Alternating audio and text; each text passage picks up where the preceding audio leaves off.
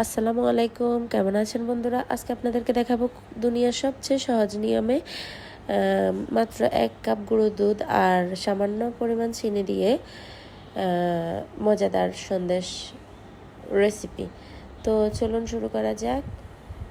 প্রথমে আমি চুলায় একটা ফ্রাই প্যান বসিয়ে দিয়েছি, দিয়ে দিচ্ছি আধা কাপ লিকুইড মিল্ক। তো দিয়ে দিচ্ছি 1 চামচ চিনি, দিয়ে দিচ্ছি 1 কাপ গুঁড়ো দুধ। এখানে অবশ্যই গুঁড়ো দুধটা ফুল ফ্যাট নিতে হবে। তো এখন আমি ভালো করে লিকুইড মিল্কের সাথে গুঁড়ো দুধটাকে মিশিয়ে নিচ্ছি, আর এভাবে নেড়ে ছেড়ে অনবরত একটু ঘন করে নেব। তো দেখতে পাচ্ছেন এখানে আমি ঘন করে নিয়েছি। এখন আমি দিয়ে দিচ্ছি এখানে 2 চামচ ঘি। তো আপনারা ঘির পরিবর্তে বাটারও ব্যবহার করতে পারেন, আবার তেলও দিতে পারেন, কিন্তু তেল থেকে বাটার অথবা ঘির ফ্লেভারটা ভালো আসে। তো আমি এখন দিয়ে দিয়েছি ঘি, আর ভালো করে নেড়ে ছেড়ে সবগুলো মিশিয়ে নিচ্ছি ঘির সাথে।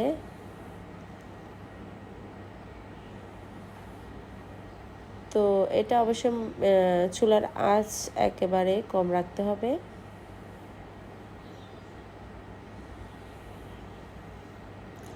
তো এটা মিশিয়ে নেওয়া হয়ে গেছে। এখন আমি চুলা বন্ধ করে দিচ্ছি, আর একটু নেড়ে ছেড়ে দিচ্ছি যাতে তাড়াতাড়ি একটু ঠান্ডা হয়ে যায়।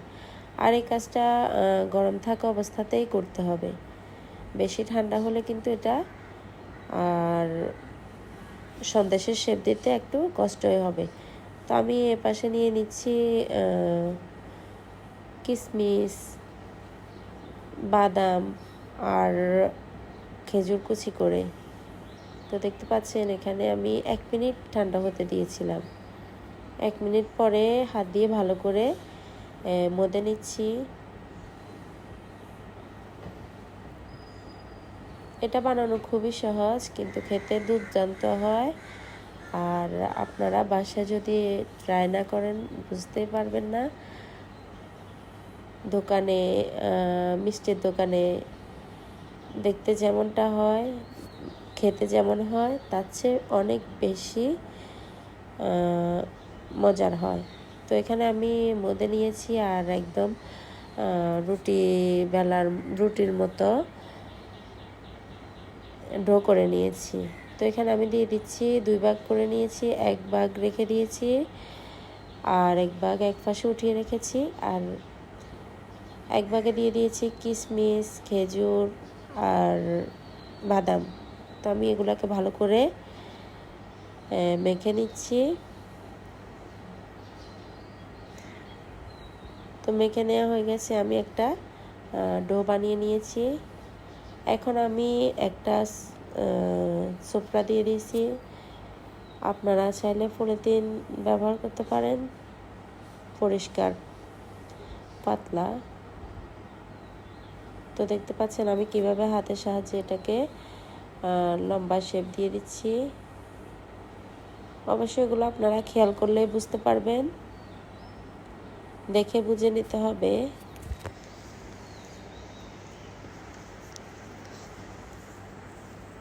তো আমি এটাকে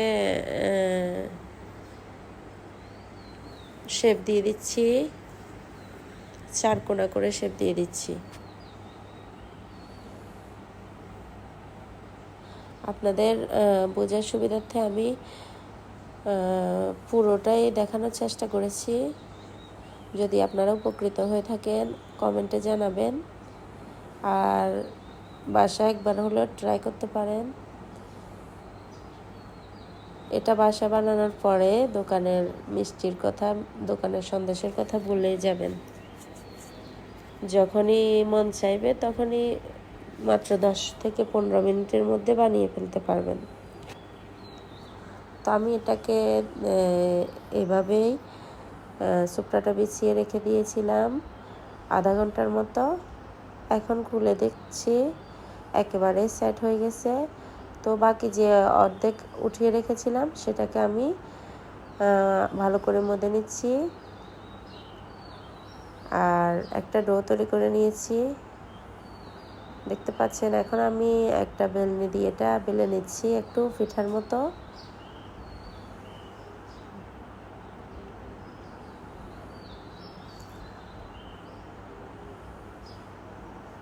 তো দেখতে পাচ্ছেন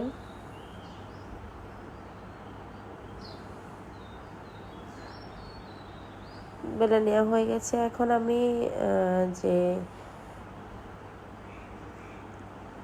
গুঁড়ো দুধ আর বাদামের যে মিশ্রণটা দিয়ে একটা ডো বানিয়ে রেখেছিলাম, সেটাকে এখন ওই পিঠাটার উপর রেখে দিচ্ছি।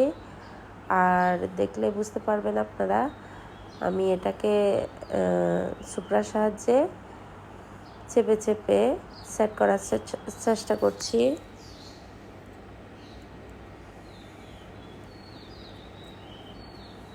তো এটা একটু সময় নিয়ে করতে হবে পারফেক্ট শেপ আনার জন্য। তো আমি সাইডগুলো সমান করে দিচ্ছিলাম হাত দিয়ে।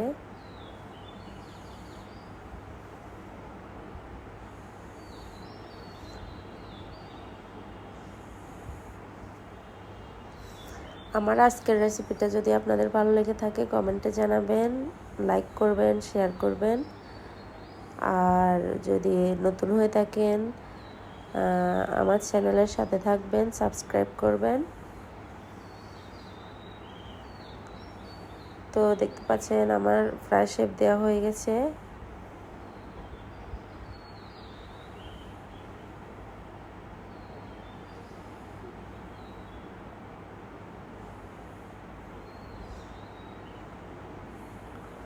আমি এটাকে 4 কোণা করে শেপ দিচ্ছি।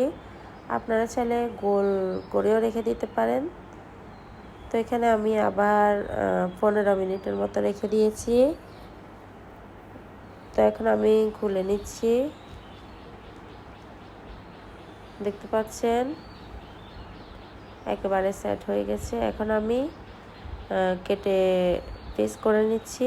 এটা অবশ্যই খুবই সাবধানে করতে হবে, যেহেতু একদম জোরে আর ভিতরটা খুবই সফট হয়েছে, ভেঙে যাওয়ার সম্ভাবনা সেহেতু বেশি। তো আমি কেটে নিচ্ছি। আর দেখতে পাচ্ছেন কত সুন্দর হয়েছে, মাশাআল্লাহ। যে খেয়েছে সে তো বলেছে এটা দোকান থেকে নিয়ে এসেছি। কেউ বিশ্বাসই করতে পারছে না যে এটা বাসায় বানানো হয়েছে। আপনারাও ট্রাই করেন, সবার প্রশংসা পাবেন আমি নিশ্চিত, ইনশাল্লাহ। তো ভালো থাকবেন সবাই, আল্লাহ হাফেজ।